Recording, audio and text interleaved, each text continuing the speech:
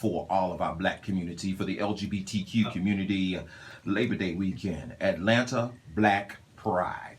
They will ascend and transcend, some of them, afterward. Take that how you want. Some of them won't leave.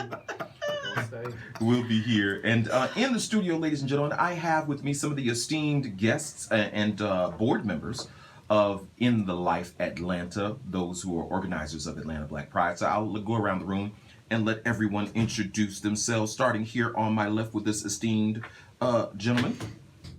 Good morning, everyone. Oh, you're going to have to talk in the mic, baby. Put it in your mouth like food. Bloop. Oh, you're going to have to talk See, in you the ain't mic. tell me that. Because you had told me that, I'd have stuck it in my mouth earlier. And now moving on.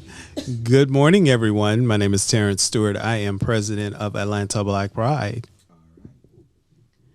Good morning. I am Amber Moore, the COO and Vice President of Atlanta Black Pride.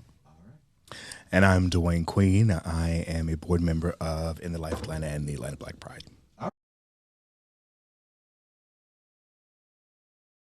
Fully assembled and here and ready. Now, I'm going to give this PSA in the very beginning, and I give it every year, but it never seems to take hold. So I'm going to give it extra early. If you're planning to come to Atlanta for Black Pride, first of all, don't fall in love and move here because we full. Listen. We full. We ain't got no room. None. The second part of that, don't come here and tear our up. Thank you. We still got to live here. Right. We live here. Y'all come here every year and tear our up. So this is how you do this. What I'm gonna need y'all to do is jump up and down, walk up on them crates and stuff, break your arms and your legs and stuff, so you're not motivated to do all that fighting. Do all that before you move and get here to Atlanta. Get all that out your system, cause y'all know they doing that in the hood. Oh, right? yeah. Y'all thought about it, but y'all know at a certain age, them bones ain't I gonna wish do I it. would. Allegedly. So I want y'all to know, don't come here and tear our shit up this year. We in the middle of a pandemical. Still. Still. Wear your masks. Wear your mask. Y'all didn't hear Mr. Caldwell? Match it to your clothes. Wear your mask. Wear your mask. Wear your mask. And you can match them to your clothes. It How will about look that? lovely. How about that? All right, so there are some wonderful things that are happening during Black Pride. So I want the people to know now. There's so much that I need to cover in this first few minutes. Now there's still some vendor space opportunities. So yes, we Let's still talk have about some that. marketplace What do they vendor do? space What's available. If you will go to the website, atlantablackpride.org. Again, that's atlantablackpride.org. Fill out the information there and we'll get you set up with your vendor space. You have until this Friday to actually sign up for vendor space. And at that point in time, those applications will close. There's still some opportunities for my community associations and healthcare providers and ASOs and CBOs to actually join into the Health and Wellness Fair. There is a link on the website at atlantablackpride.org for you to complete your application also. And as a community service to you, we provide that free of charge. All right, that's a good thing, great thing. So when you say community service, you need to be very So when I say community service partners and ASOs and CBOs, or my people who don't know what that means. that means that's not you. That's a sure tell sign. An ASO is an AIDS service organization. A CBO is a community-based organization. So those are things like my Aid Atlanta, my Someone Cares,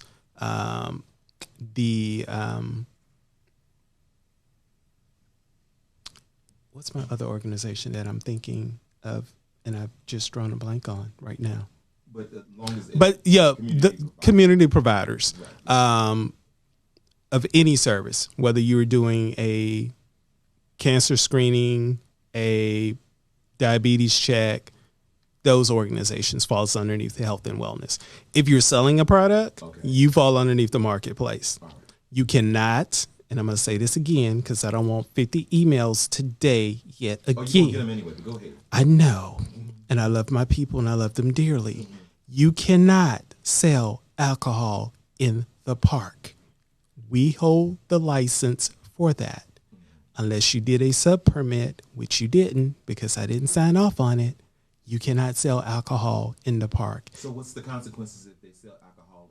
Just so they can understand. You're going to jail. Oh. And you don't get out until And you don't get out of you don't talk to nobody until Tuesday. Right. It's the weekend. It's the You might weekend. not get out by Tuesday. And you're not getting out by Tuesday. Right. So Somebody. if you travel here and you vended and you bring your liquor with you and you vend in the park and the people come get you, don't talk to me. Because they've already got the list of people who's supposed to serve the alcohol. So the city is aware, the state's aware, and the county's aware. So You have been warned. and don't be trying to sneaky link either with your alcohol in your booth underneath your table. Oh, I know what it means. Oh, I know exactly what it means. Because I know a lot of y'all got those lined up for the weekend. Oh my God. But we're not going to talk about that. But when I said sneaky link on the alcohol, y'all also know what I meant too. All right. So now we got the business at Terrance is in charge of the business and AtlantaBlackPride.org, not .net, not .com, .edu. Yes, .gay is a thing, and I'm trying to Although that is a thing, by the way. grab. Don't tell people. I mean, this is my play life. In my real life, the business got to make money too now. I understand. Now over to you, Amber. Okay. We were talking earlier off the air. Now, there is, obviously, here in Atlanta, a lot of people know this, there are two different prides. Yes. There is Atlanta Black Pride, which has been around 26 years? 25. 25 years. And the other pride, I don't know, I've only been here 18 years, so I don't know how long it's been around, but I'm sure. 51. This 50, is year 51 years. 51. Wow.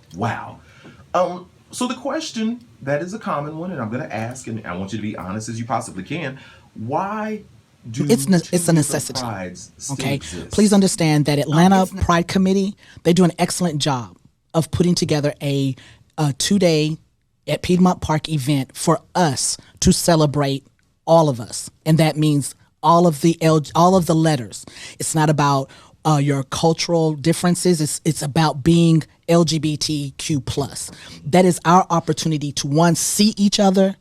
We are there to celebrate each other. And that's what they do, and they do it very well. They allow us that platform. They put that parade together so that we can dress, we can put on our clothes. If you want to wear skates and little spandex and a big old, weenie hat, you can do all those things. Yes, you have that because that's you able to express yourself.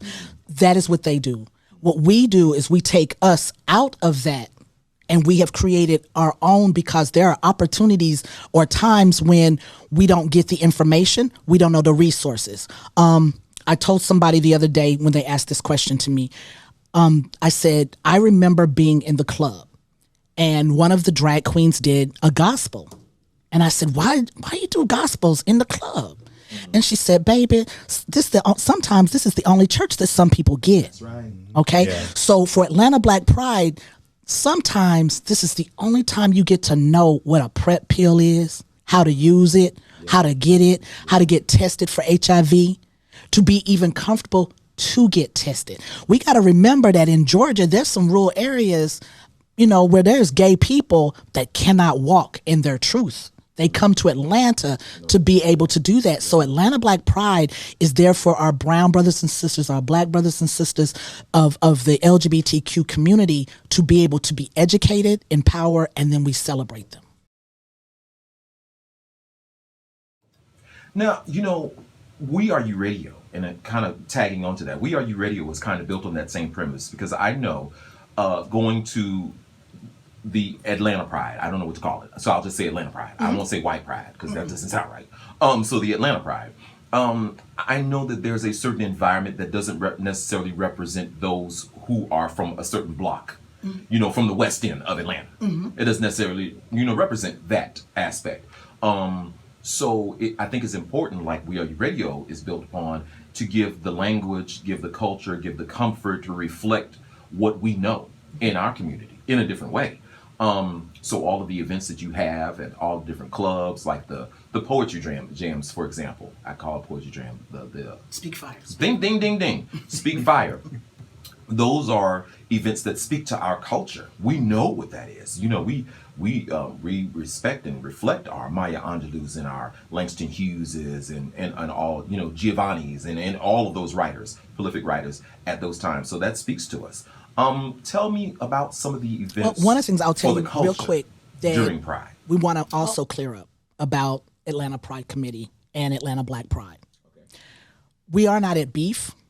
We do not dislike each other. We sit at the table with each other. As a matter of fact, they support some of our programming. We support some of theirs. We have come together to do programming as well, and we will continue to do that. And that is because they understand that in the historical past, they did not. Okay? But this is a different time. Okay? And they understand that there are times that they can sit at our table. They don't have to speak at our table, but they're there to learn. Okay, so they've opened their doors, we open ours, and we do have that kind of relationship. It has been worked. It's taking time on both ends. Okay, and it is something that I know we're very proud to be able to say that. So when we going to what your question is about our events I handle or am over a lot of our events that are happening at the hotel. We do have our hotel is the Atlanta Marriott Midtown Suites on 14th. All the rooms are booked. I told y'all we full. Yeah, it's full. It's serious. That's more like 10. I'm sorry. But we have our signature events. We have our first we have our welcoming ceremony that will happen at the host hotel, which is on Thursday. Then we go into our fashion show, which is on Friday the 3rd. After that, we have our Speak Fire, which is our erotic poetry. This year it is called A Journey Through the Senses. I'll tell you, well, I can't exactly tell my motto, but if you've been there before, then you know what my motto is. And if you haven't, please come so you can hear my motto. Oh, but you can share. This is a safe space, baby. Okay, so my motto is, when it comes to Speak Fire, it's erotic poetry. If your panties aren't wet and your dick ain't hard, then we didn't do our job. Oh, I love it already. I'm there. All right, so that's what it is. Come and enjoy the journey through the senses. Maybe literally or figuratively. Exactly. And then we also team up with a nonprofit called Real Boys Talk that does LGBT Greek Weekend. As many of you might know, and some people don't, there are sororities and fraternities that are designated and designed for memberships for the LGBTQ plus community. Oh, wow.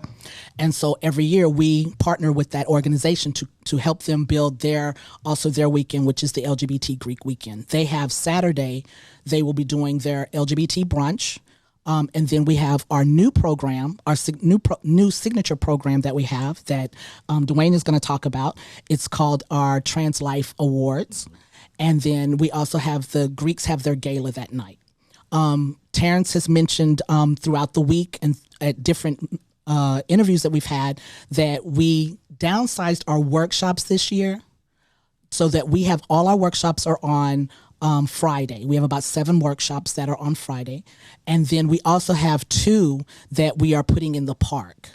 Okay.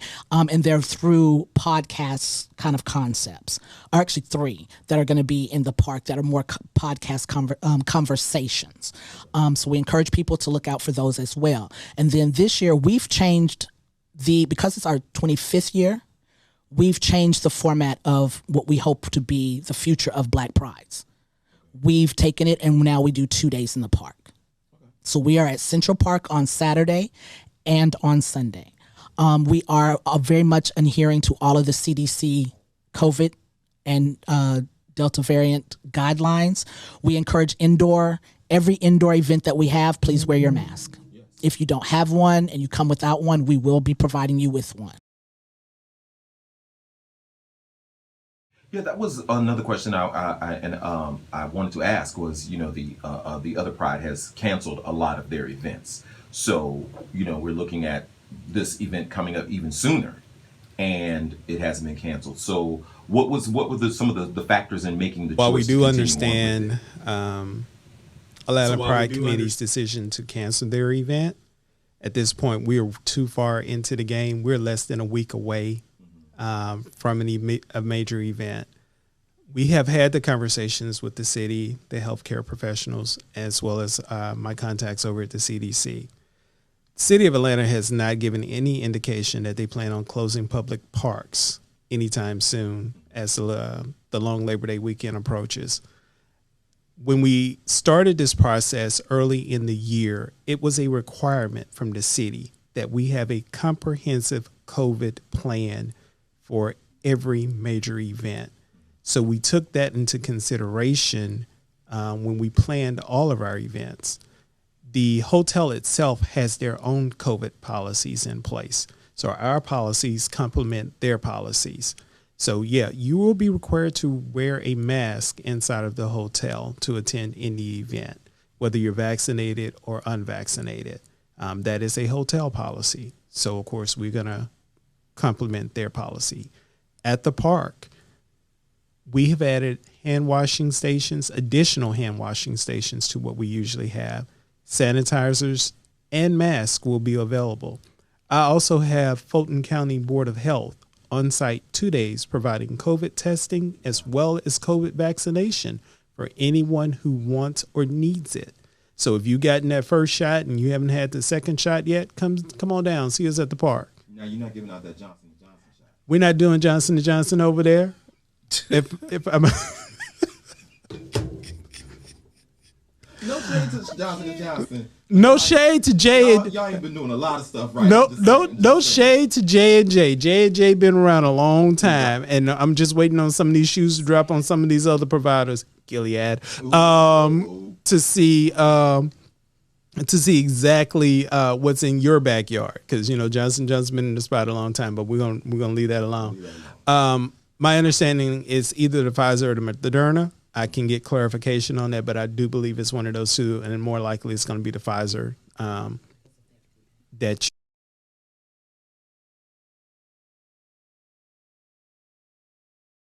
A lot of stuff happening, ladies and gentlemen, during Black Pride. So we can't cover them all as in much detail, but they'll be back. Y'all are going to be back as we close them. I want y'all to come back so we can really speak about each different event in more detail so people can really understand. But if you want details, where did they go to get this information? AtlantaBlackPride.org. Not .net, not .edu. What .who? .org. That's spelled O-R-G for y'all that have a little bit of misunderstanding. All right, so now there's another event, and this is a premier event for Atlanta Black Pride because the category is diversity. Yes. And so now there are a whole lot of different people that are being represented. Not that they weren't, but in a more effective way, a more present way. Y'all can use that later if you like. So Dewayne, right? You are presenting or being a part of, or spearheading, how you like that, the Trans Awards. Looking at Tell me about coming that. up on the board and looking at the content that they had for this year, it was apparent to me that there was just something missing for the trans community.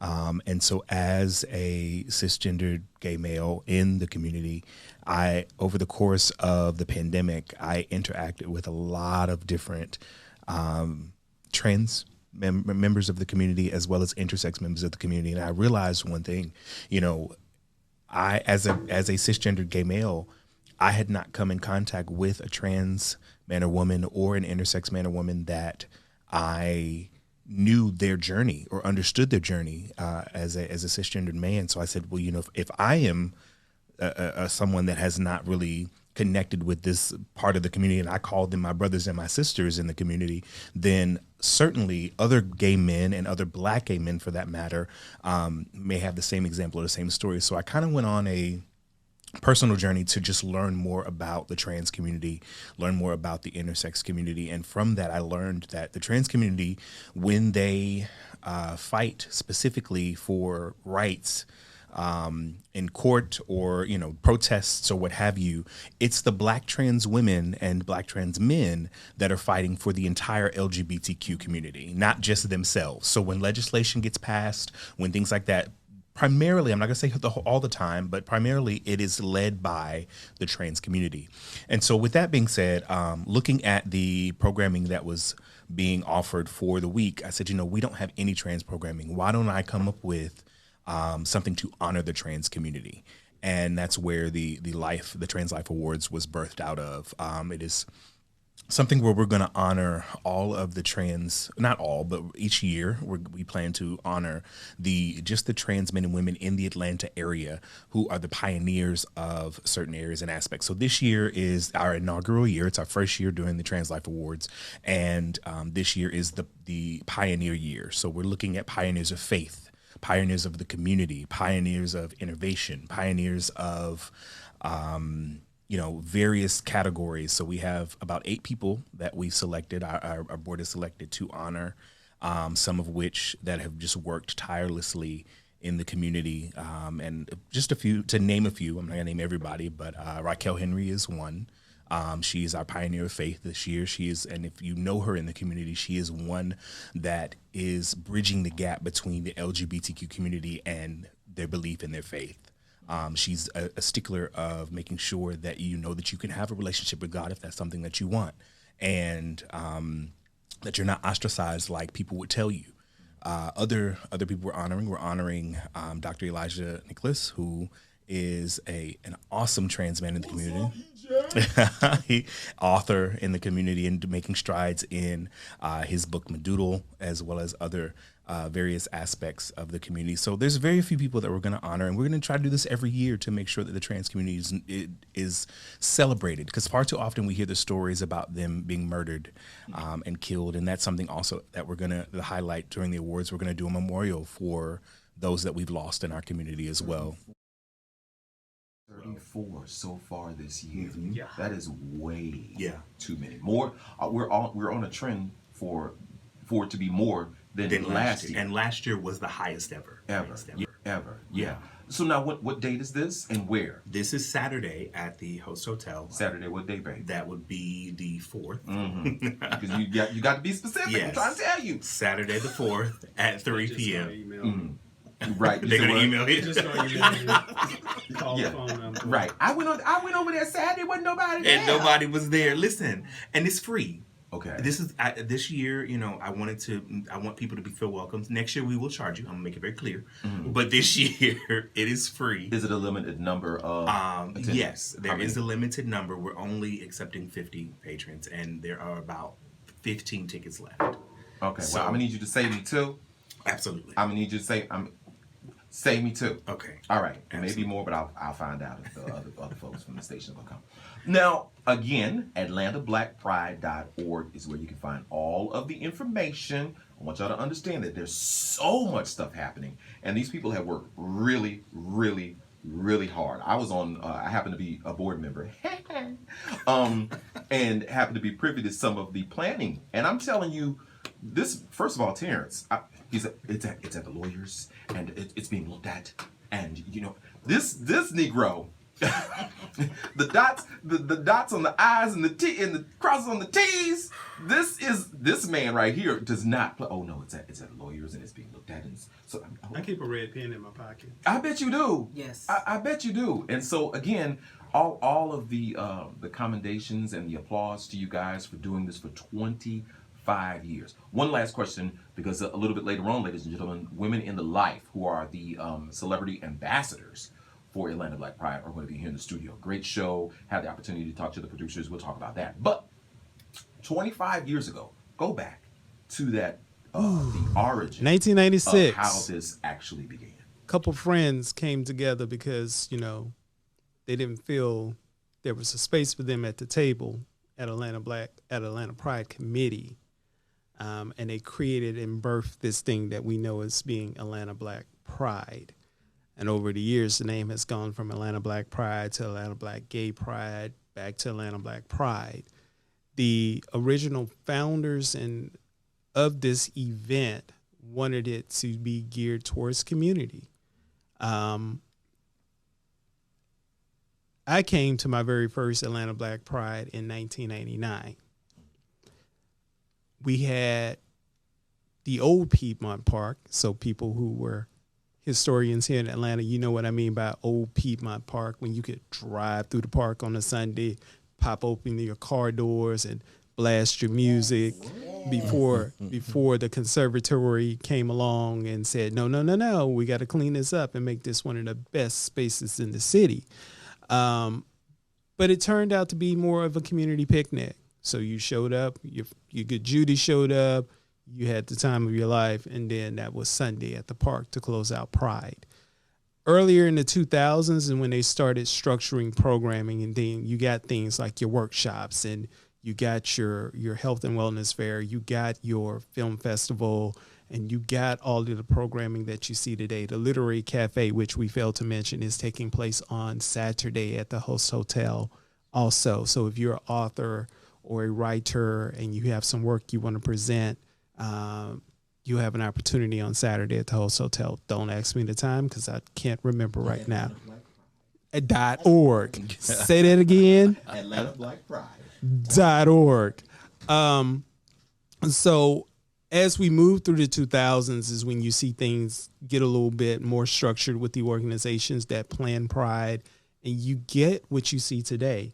And so this evolution of Pride from 1996 to now, 25 years later, I don't think the original founders envisioned what the possibilities was when they started in 1996. They just knew they were left out, and they wanted to include everyone in the celebration. So that includes your West End, your Bankhead, your Southside Decatur, all of those individuals that felt they were left out. Because talking to some of the elders, they said point blank, yeah, Atlanta Pride is there. They'll let you perform on their stage, but that's it. You won't have a voice or a seat at the table.